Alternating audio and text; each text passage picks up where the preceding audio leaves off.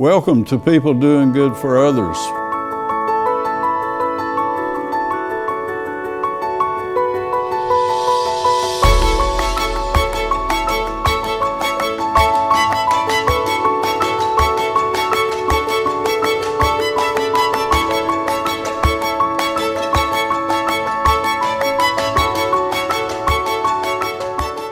Friends, this is People Doing Good for Others, where we share and highlight those who truly matter in our communities, celebrate their careers, and share with you the wonderment of our folks here in Wilkes County. I'm Gary York, and I'm grateful to be with you, and I want to thank Wilkes Communications, Riverstreet Productions, and WIFM for this opportunity. So honored today to have Ms. Sharron Huffman. She's a member of the Wilkes County Board of Education, has been for 10 years, a native here, a career teacher, biology, and we're going to talk about her experiences and hope and mattering in our community. So thank you for being with us today. And again, what an honor to have this opportunity with Wilkes Communications, Riverstreet Network, and WIFM. And good morning to you, my friend. Good morning. You are a career educator. Yes, sir. Tell us about Ms. Huffman, Sharron Huffman. Tell us about growing up here and where were we, and just about being a youngster and finding that wonderful spark that drew you to teaching. I grew up in Wilkes County. My mother, my parents were Ronnie and Moselle Nichols. I went to Millers Creek School and then on to West High. And all through my growing up years, I thought I wanted to become something in medicine. I thought I wanted to become a doctor. That was my goal. And that changed in the 10th grade when I walked into my biology class and I met Etta Lee Idle. Etta Lee Idle. And Miss Idle posed a question to us the first day of school.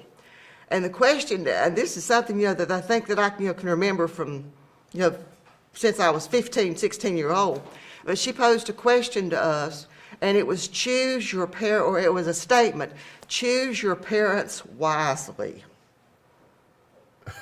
Okay. And she asked us if we knew what that meant. And, we're thinking, no. Our parents, we're born to our parents. We can't choose our parents. Right. Our parents have us. And she explained to us that choose your parents wisely meant that we were to choose how we would be the parents of the future. Okay. That we were Wow. we were to make ourselves into the parents that we wanted our children to grow up having. Ms. Huffman, thank you. Wow. And it was just like a light turned on. Right. And I had her for biology.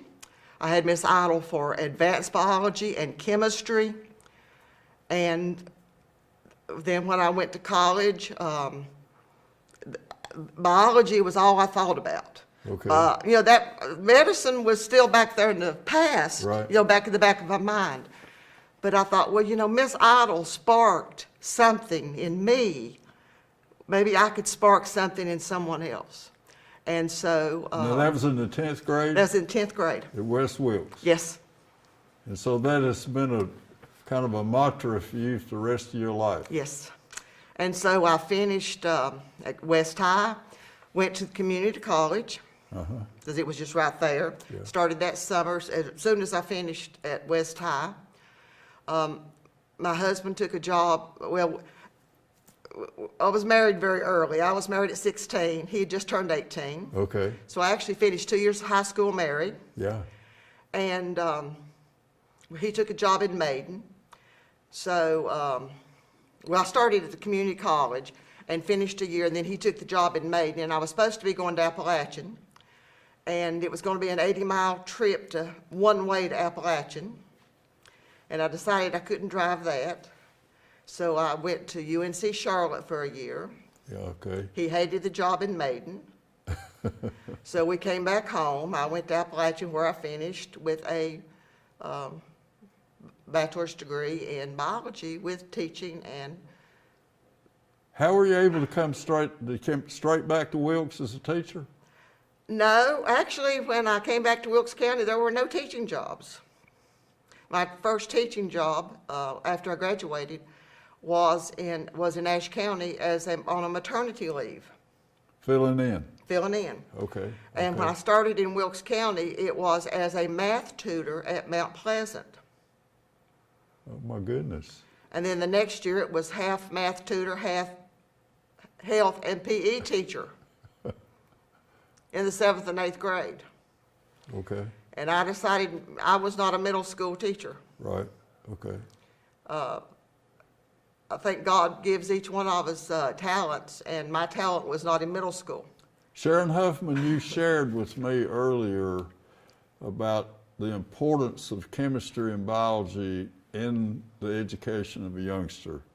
Would you visit that for me?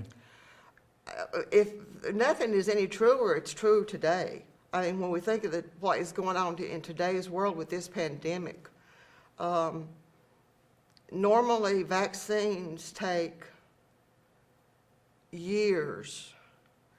I mean, you think about the AIDS virus. They've been working on a vaccine cure for AIDS virus for years. They worked on things like smallpox, polio viruses for years. And to think that they have hopefully created a vaccine for this virus in a matter of months and are able to get it out. And all this is because of biology, chemistry, Right. and science. Right. And even possibility that this was a man-made created virus. This is the science behind it. Wow. It's just remarkable what science is able to do today. All right, let's go to your first full year as a high school teacher and that experience. And I know that it must have been a very fulfilling part of your life you spent 32 years as a biology and chemistry teacher? I started out in physical science. Okay. And taught physical science for a few years, and then as people move on and courses changed, I picked up biology and eventually picked up chemistry. Tell us about that story of picking up chemistry and your principal told you could do this. Peggy Martin was our principal, and I was teaching biology. And she came to me one day and said, I have too many chemistry classes for the chemistry teacher to teach, and I need for you to teach chemistry. And I said, I can't. And I said, I haven't had any chemistry since college, and I just can't teach it. And she said, I have faith in you, you can teach it. And she said, I'm not going to give you one class of chemistry, because it wouldn't be fair for you to have to do that much work for one class. I'm going to give you 2 classes. And I think my eyes popped out of my head.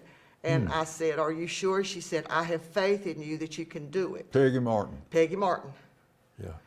And I said, if you have faith in me that I can do it, okay, I'll do it. And it was an absolutely fantastic year. I loved it. And after teaching chemistry that year, I think anybody tried to take the chemistry away from me, I'd have fought them for it. And so after that, the chemistry teacher and I, we sort of split up chemistry, and then when he retired, I just picked up all the chemistry. The rest of your career was it biology and chemistry? Biology and chemistry. Both.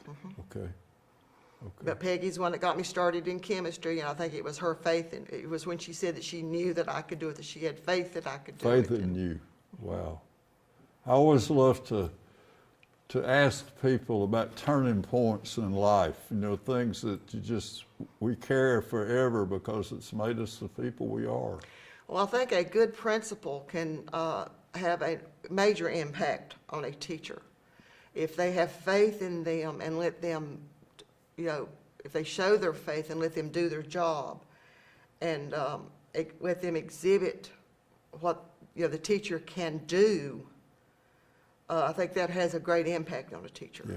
Yeah. And, Peggy telling me that I could do it, even though I wasn't sure that I could do it. Her telling me that I could do Sure. it made me think, High well, expectations too. she had high expectations of all of us. And I think her having faith in me that I could do it made me think, well, if she's got the faith in me, that I'm going to prove that I can do it. And I had a very successful year. Most of your career was at North High? Well, all of it was except those first 2 years. Okay. Let's talk about that community and how did things work at North High? You have a certain love for that community and... It's hard to talk about the love I have for that community. To be honest with you, when I first went there for my first interview, I wasn't really sure how to get to the school, even though I lived in Wilkes County all my life. Okay. So I went over there on Sunday before to make sure I knew how to get to the school. Great. But I got there, had my interview, and it was just, it became home. I had chances to go to Wilkes Central where there were openings. I had chances to go to West High when there were openings. I could have applied and possibly gotten the jobs. And even though I was driving a great distance to get to North High from where I live in the West District, it was home. Mm-hmm. I knew the people. And especially after I started teaching the second generation. Tell us about that. I was expecting it the next year, and I was second day of school. A young lady walked in and said, "Miss Huffman, did you know you taught my daddy?" And I looked at her and I said, "Who's your daddy?" And she told me what her daddy's name was, and I said, "Y'all freeze just a minute." And I ran across the hall. My room at that time was right across from the library. Well, the library was just like diagonal from my room. Went over and got she told me what year he graduated. I got an annual and looked him up. And I walked back, I wasn't gone 2 minutes. I walked back in there and I said, "Yes." And this was how my room was arranged that year. And I told him how the seats were set. And I said, he sat on the fourth table back on the left-hand side. And she looked at me and I said, "If you don't believe it, you're going to ask him if that's not where he sat in my room." And she came back the next day and she said, he said, "That's where he sat the whole time he was in your room."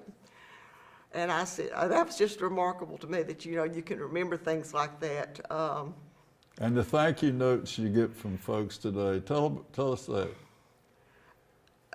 When you're teaching a kids sometimes they'll say, "This is too hard. You're giving us too much work. Why is this test so hard? You're making it too hard for us." But then when kids get out, they'll come back and say, "That class was so easy because all that work you made us do, you prepared us for it. We may not have liked it when you were making us do it, but you prepared us for it." Very life-changing. Good for you. And it really,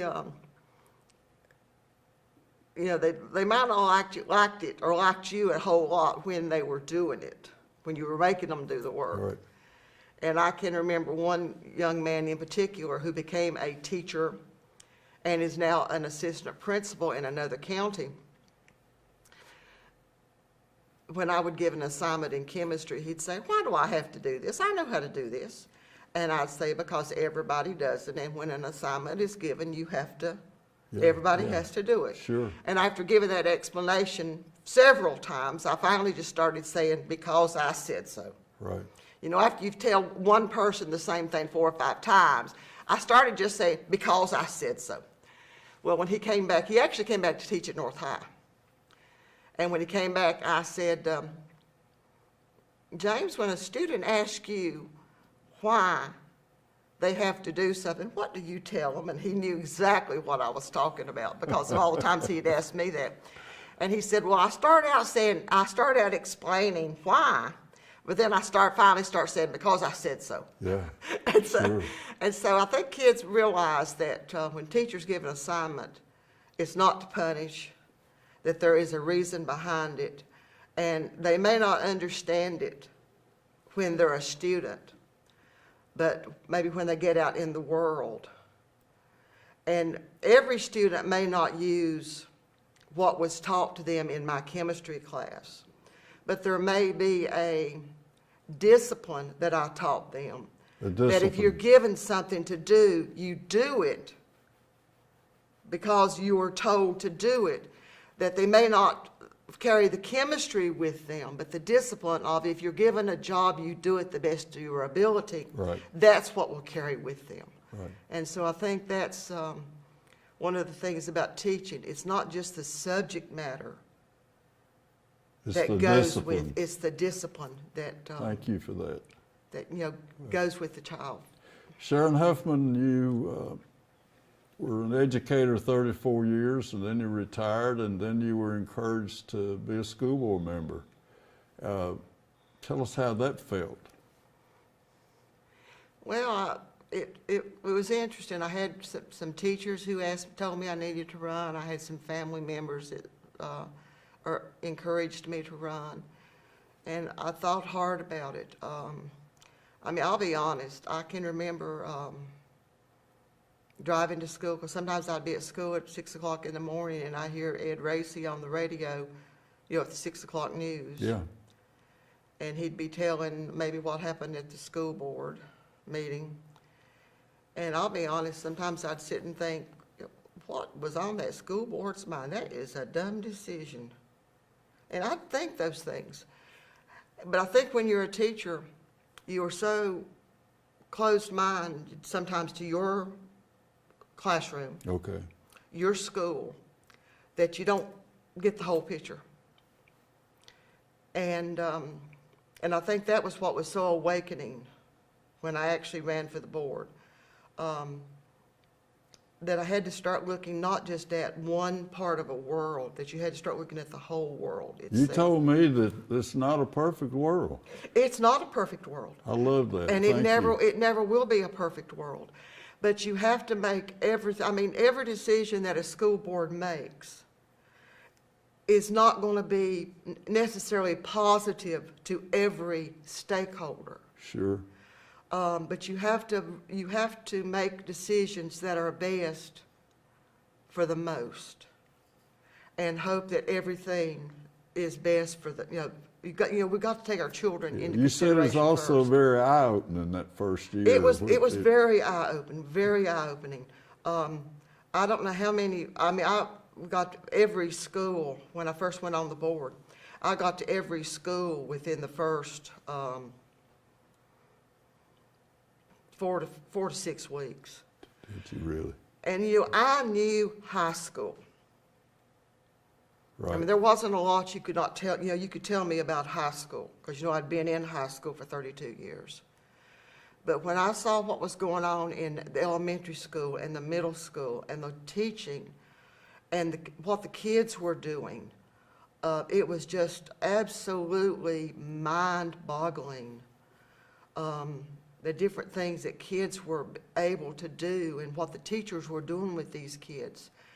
And I know, we had this thing a few years ago that every child can learn.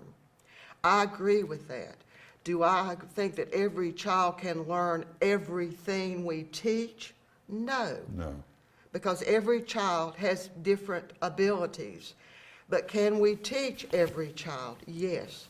We just have to do the best we can do to get every child where they are and take them as far as we can take them. Right. And we have a great system, you said to me.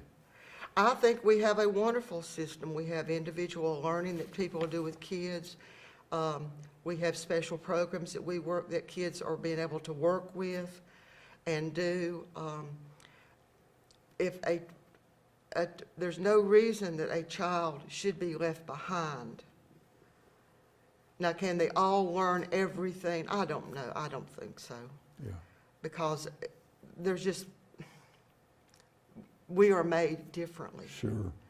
But I do think that in our school system, that we do everything that we can do to work with kids, to work with parents, that our teachers are absolutely superb in working with our kids. And I've seen some of our teachers when they're working now on during the pandemic Yes. era and what they're doing on the Zoom lessons. I've worked with my grandchildren on the Zoom lessons from Mount Pleasant, and to see what they're, I've helped them, in their lessons, and it's just remarkable. And, to talk to some teachers, to have teachers telling me that they're having to work, you think you have to work hard when you've got kids in the classroom, but to have teachers to say they're having to work harder now when they're having to do, lessons online, lessons in the classroom. So the first 2 or 3 months you visited every school. Describe for us a school board meeting. Where are you? And what might happen in a night? Just the good stuff. Tell us about a school board meeting, Sharron Huffman. We try to do a lot of recognition of what is good in our schools. We have, each month, we have Dr. Cotton or someone will make a presentation as to some aspect of our school. Wow. Whether it's a CTE program or whether it's testing or, something having to go. Right now, we're doing things quite a bit about, the Zoom type learning, the online learning that we're doing. Not online, but, I guess it's online, but the learning that we're doing with the kids when they're not actually face-to-face. We try to recognize as much as we can where kids have excelled. We have an open forum where parents can come and ask questions? Not necessarily ask questions, but we have areas where we have a time where parents can come and speak. Okay. Now, we don't normally respond to that because then it gives us a chance to discuss later if there's things we need to discuss. But there is times where parents have a chance to come and speak. We all do get a packet before the board meeting. Okay. So we know what is going to come up, and if we have any questions. Most of the time we can clear up if I go through the packet and I have a question about something. A lot of times that kind of stuff is clear. We can clear it up ahead of time, because a lot of times it's just maybe I read something and don't understand it, and a call to Mr. Bird or a call to Mr. Hallbrook just clears up what my misunderstanding would be. But we're working with a board now. We just had 2 new board members to come on in June, and our board is very close. We work well together. I think we want to put our students first. Now, yes, our teachers and our workers are right in there, but we want our students to be first. I visited Mulberry back in the spring, and they're preparing the food and taking it out in the buses. It's amazing the good that's happening in our schools. It's just beyond comprehension. I mean, I was just in awe as I sat there and watched folks at Mulberry School. The heart that went into preparing the food to take out to folks is amazing. Well, last spring, after the school was out, I went up to Mount Pleasant, which is I guess that's the community I live in, and that's where my grandchildren go. And I helped on the meal dispersal. Wow. I didn't have to, but I called and asked the principal, Miss Kennington, if I could come up and help, and she said, of course. And so I don't think I missed but 7 or 8 days until the last week or so, and went up and helped do the meals and got to talk to parents and grandparents, and got to see the teachers during that period of time when they were given the,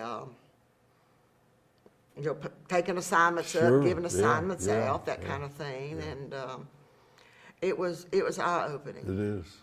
But it gave me a chance to see the community.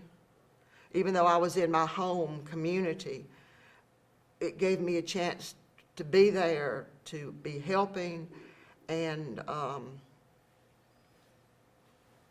I guess just to put myself out that I was a part of the community. And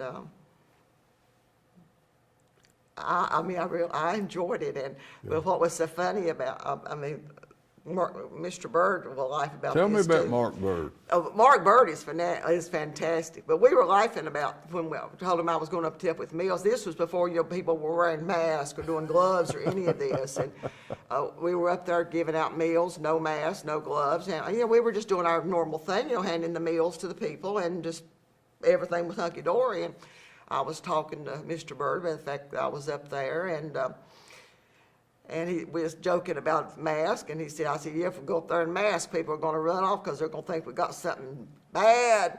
And then I think I was out a day or two, and then the next week we went back here, walked in, and they had masks on. And I thought, oh, Lord, here, I was talking to Mr. Bird last week that was going to not be wearing a mask, and here I'm going in and wearing a mask. So you had Mark Bird, the superintendent, outstanding superintendent, as a student. Had him in homeroom for 4 years. I did not teach him, but I did have him in homeroom for 4 years. And Okay. I tell that to make jokes because in a lot of schools, a homeroom teacher stays in the same homeroom. Like a ninth grade homeroom teacher stays in the ninth grade. But at North High, we did rotate. So he didn't have to stay in the ninth grade for 4 years. So, I rotated up with him. And but he is an excellent, absolutely excellent superintendent. And I guess what is, some people say, why get homegrown and why not go out and bring, new ideas in? And I'm looking at it and thinking about it this way. He lives here. When he makes decisions, he's making decisions about people that he knows, that he lives with. He's making decisions about family members. And if he makes bad decisions, it's decisions that, those decisions He has are a buy-in. he has ownership. Ownership, great word. Thank you. Ownership. Yeah. If you bring in somebody from South Carolina up in superintendent, okay, when they come in and stay 3 or 4 or 5 years, whether they're good or bad, when they leave, they're gone. Right. And if they've done a terrible job, they're gone. They don't have any ownership in what they're doing. But Mr. Bird, he owns this school system. His heart's in it. His heart's in it. He went to school in this school system. It's just like, my husband and I, we went to Wilkes County. We were in Wilkes County schools. So your grandchildren get off of the bus, the Wilkes County My bus, grandchildren, in the front two- of your home every day. Well, unless their daddy's at home, they get off at our house. Yeah. So my husband and I went to Wilkes County schools. I have 2 children who went to Wilkes County schools. And now I have 2 grandchildren who are in Wilkes County schools. And so, there's some ownership there. It's not, it's not a fly-by-night thing. So you have a calling to continue to serve because you're a part of it. As long as I am healthy and can get around and feel like I can still contribute, yes. Wow. Because I still feel like there is, as long as I feel like I can have something that is worthwhile and that I can do for the children of Wilkes County schools. I'd yes. say you're a great listener. I try to be. Think I just, with our time together, that's what I would have about the Sharron Huffman I've learned is that you're willing to listen and to do your best to understand about people and then serve. Well, the one thing I say is when I'm talking to a parent or whoever I happen to be talking to, I don't have all the answers. Right. I will listen to you. I will convey anything that you tell me to the person that it needs to go to, but I want you to know up front, I don't have all the answers. And I don't know that Mr. Bird or Dr. Wood or Dr. Cotton or anybody else on the school board will have all the answers. Because just like during this pandemic, this is almost a trial by error. It is. Because it's not something that any of us have ever lived through. And when you're doing something for the first time, you make mistakes. Do I think us being back in school is a mistake? Absolutely not. I think schools are probably the safest place for most of our kids. Sharron Huffman, thank you for being here today. And you've just an enlightening person, a person who has your soul in the community and your family, and a support of our great school system, and I think that's important. Well, I think we have a school system that will rival any school system in North Carolina. And we just have to keep working to make it better. And you believe in it and you serve it. Yes, I try to. Thank you very much. We've had the opportunity to be with Ms. Sharron Huffman today. She's an outstanding school board member for 10 years. And she was a part of this community growing up, and now she's giving back continuously, even after her retirement as a teacher. And the legacy of North High community. And for those who matter in our communities, Ms. Sharron Huffman is certainly an angel for us and a real highlight for this program of people doing good for others. Until we can be together again, remember that there are people that serve and give and share and care, as Ms. Sharron Huffman. Thank you for being with us, and we'll see you again next time. Take care.